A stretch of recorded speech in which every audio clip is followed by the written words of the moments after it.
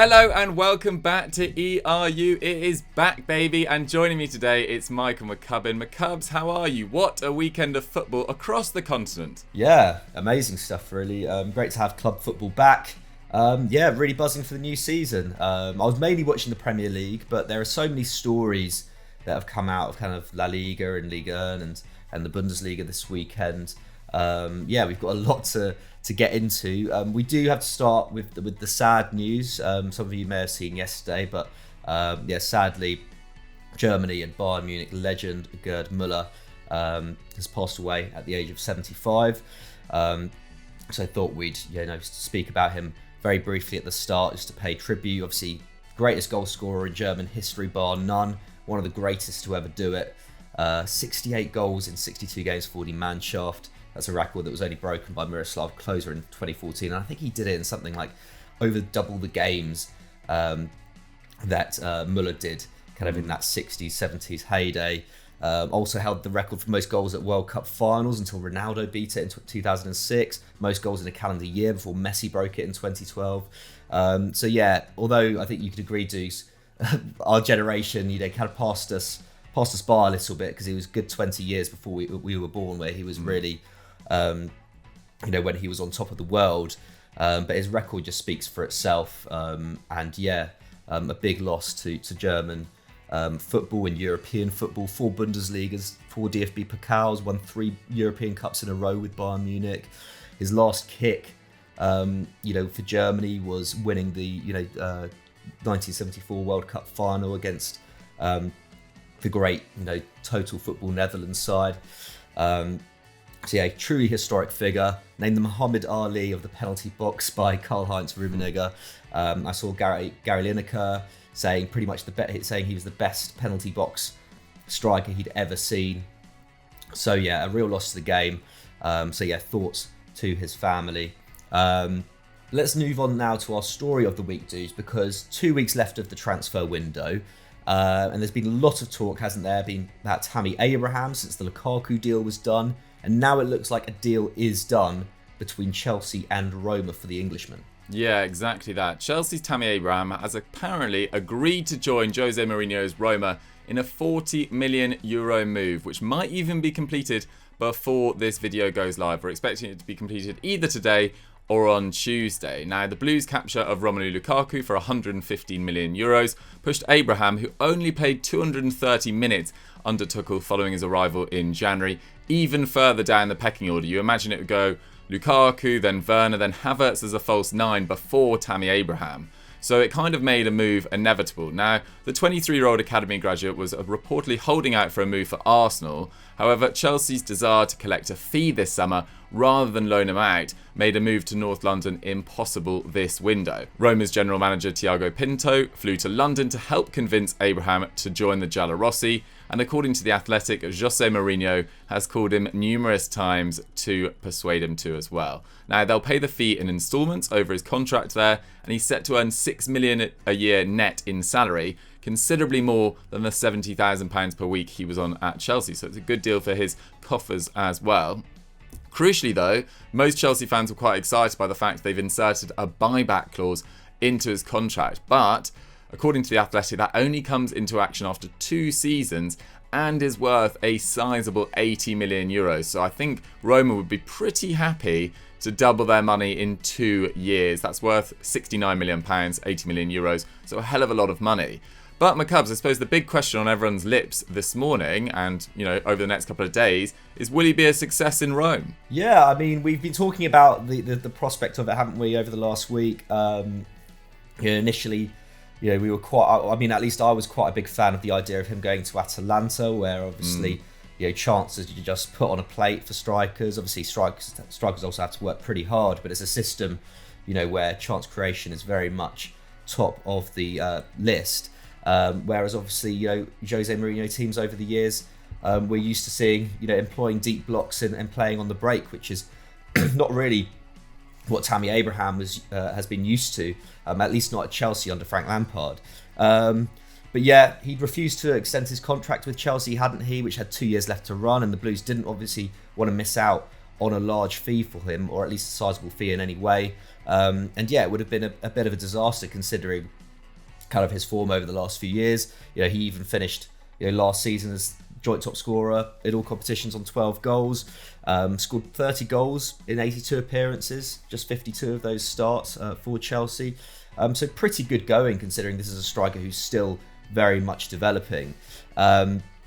And yeah, Roma do need a centre forward. I think we were saying before that their business this summer in terms of the forward line hasn't really been adequate yet.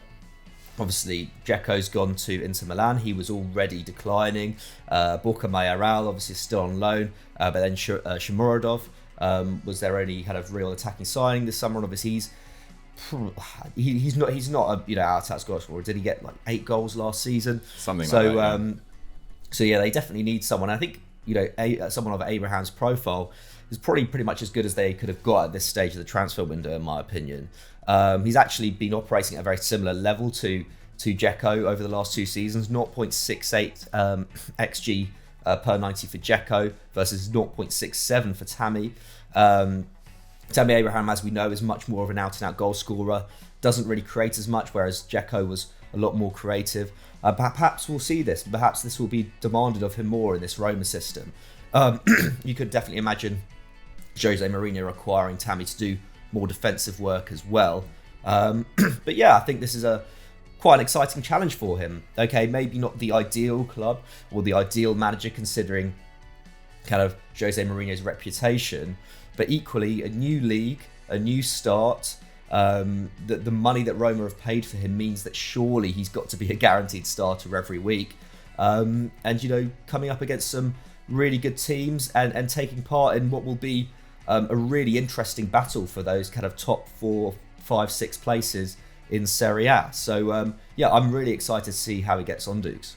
Yeah, I'm absolutely buzzing. I think it would be difficult for Roma to overturn. It was a 16-point gap last season to the top 4, but Tammy Abraham is exactly the sort of signing, exactly the sort of age profile they should be going for, particularly in attacking areas we've seen over the last few years with Pedro arriving, Mkhitaryan as well, coming towards the end of their careers, at least in Pedro's sake. This is a signing for the next 2-3 years to really establish himself in Serie A, and I can see him doing very well there. I'm slightly gutted he didn't go to Arsenal. I'd have liked to see him stay in England to try and push his way further into Gareth Southgate's thoughts for the 2022 World Cup. Because we saw in 2019-20 that Chris Smalling at Roma, despite his amazing form that saw him named Smaldini, didn't really get a look in under Southgate. So that'll be the interesting thing about whether he can force his way back into the England reckoning. But Chelsea fans, Roma fans, we want to hear from you. What do you think about Tammy Abraham's decision to move to Roma for €40 million? Get your thoughts in the comments down below. Are you a fan of it? Are you not? And we'll move on to our result of the week. Our result of the week comes at the suggestion of @Antonio Sorma on Twitter, Dukes. And it's been a good first week at the office for Marco Rose at Dortmund, hasn't it? Absolutely, yeah. You can say that again. In contrast to Julian Nagelsmann's struggles to get things going at Bayern Munich, Marco Rose has taken to life at Dortmund like a duck to water. They won their DFB Pokal opening round game quite comfortably last weekend, and then they put in a devastating display of attacking football in his first Bundesliga game in charge of BVB as they crushed Frankfurt 5-2. Now, after watching Nagelsmann's side, as I say, put in a slightly shaky display against Gladbach on Friday in a game that finished 1-1, Rose's side responded in spectacular fashion, winning their 8th consecutive Bundesliga game. Of course, that goes across 2 seasons, which is equaling the club record set by Jurgen Klopp's side in 2011-12. So they're in fantastic form. And central to the victory was, of course, Erling Haaland, who backed up his Pokal hat-trick last Saturday with a sensational 2-goal and 2-assist display. He now has 62 goals and 18 assists in 61 games for the club. That is just absolutely ridiculous. That's 1.3 goal contributions per game, which is compared to Mbappe's 1.1 goal contributions per game at PSG in a slightly inferior league as well. So Haaland is just doing everything right now to establish himself as one of the next greats in European football. Now, the whole attack, I've got to say, was brilliant going forward. I switched on halfway through the game, and their interchange of play, their relentlessness in attack, their quick interchange of passing, everything was clicking for them. Nickel Schultz looked a lot better at left back. Marco Reus was pulling the strings. Gio Reyna was full of energy. Jude Bellingham was excellent before being taken off as well. And then they just had Haaland, who was just devastating as well. And they were so direct and so effective, really. They got 7 of their 13 shots on target, compared to Frankfurt's 3 from their 10 efforts, XG had it at 2.8 to 1.4 in Dortmund's favour.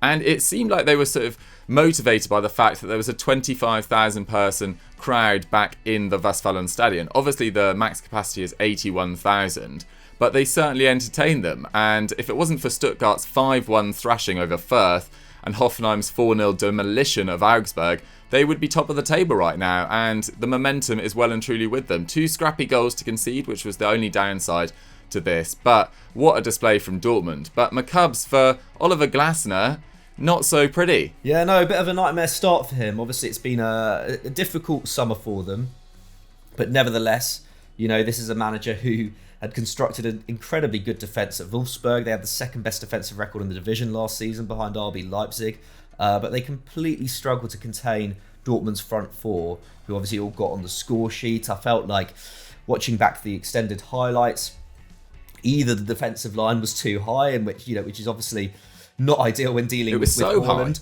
or there was just a huge gap between the midfield and defence. I feel like Haaland obviously put in a magnificent display, but they really did play to his strengths in that sense.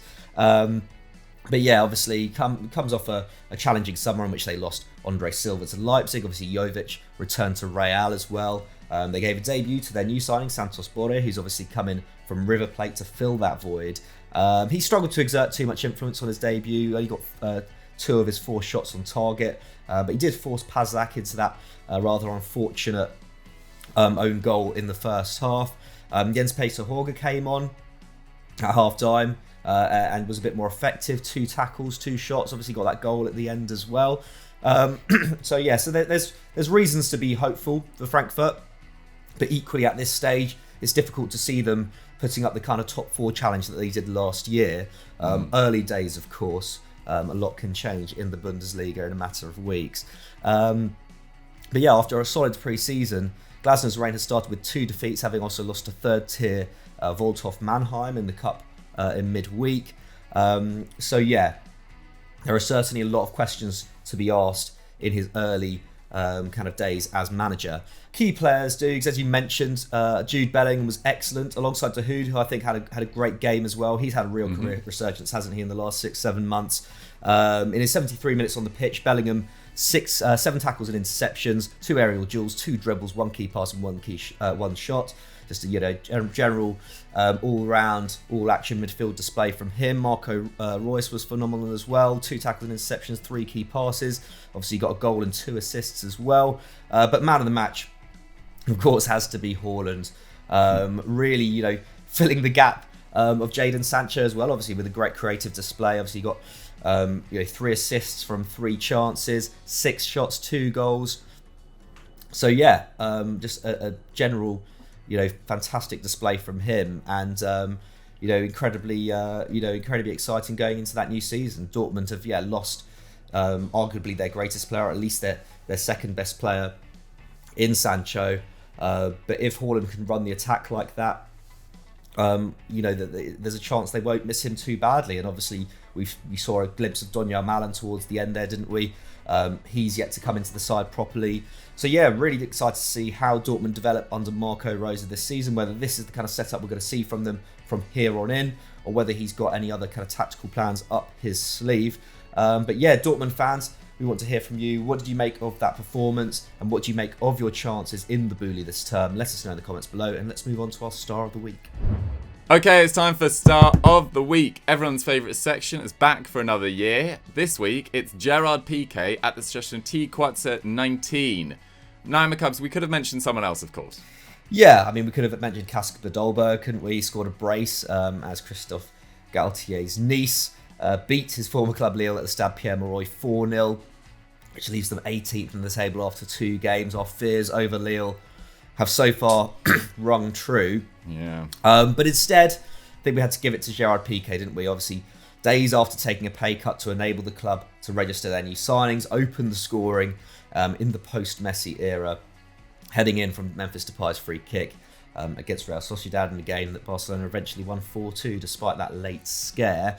And yeah, he was very solid all evening. 3 tackles and interceptions, 3 aerial duels, 99% pass accuracy, 1 shot, 1 goal. A pretty assured display from Barcelona all round, aside from those kind of final 10 minutes. They had 62% possession, 13 shots with 8 on target to La Real's 11 and 3. Didn't really offer much for most of the game, did they? And racked up 3.5 XG. Braithwaite also had an excellent game as well. So yeah, Barcelona fans, given some respite from what has been an emotionally toiling last couple of weeks. But Dukes, what did Pique have to say after the game about the situation?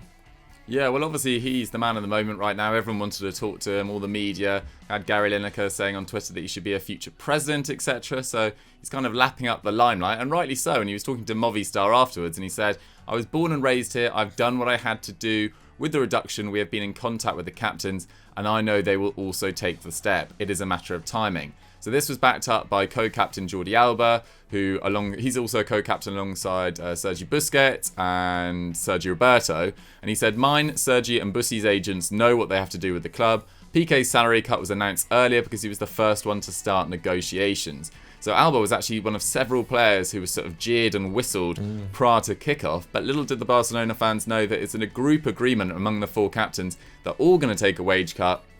And fair play to them. It's a massively, generous step. In Pique's case, it's worth noting that Sport are reporting that it does slightly work in his favour in terms of extending his career.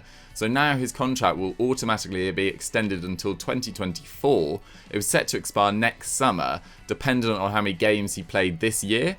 So he'll now be playing definitely until the age of 37. So, he's taken a wage cut but extended his career. So he's just spread his wages over a longer period of time. But still, fair play to him for sorting out the situation as it stands right now.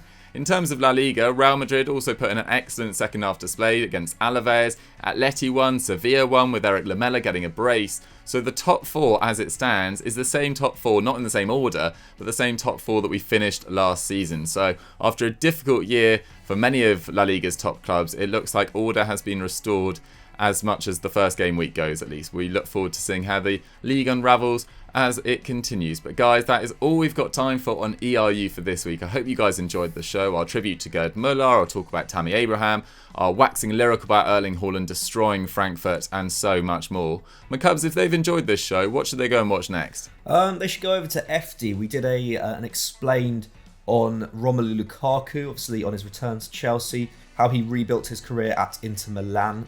So yeah, go and show that some love. Perfect. Thanks very much, guys, for watching. We'll catch you next time. Bye.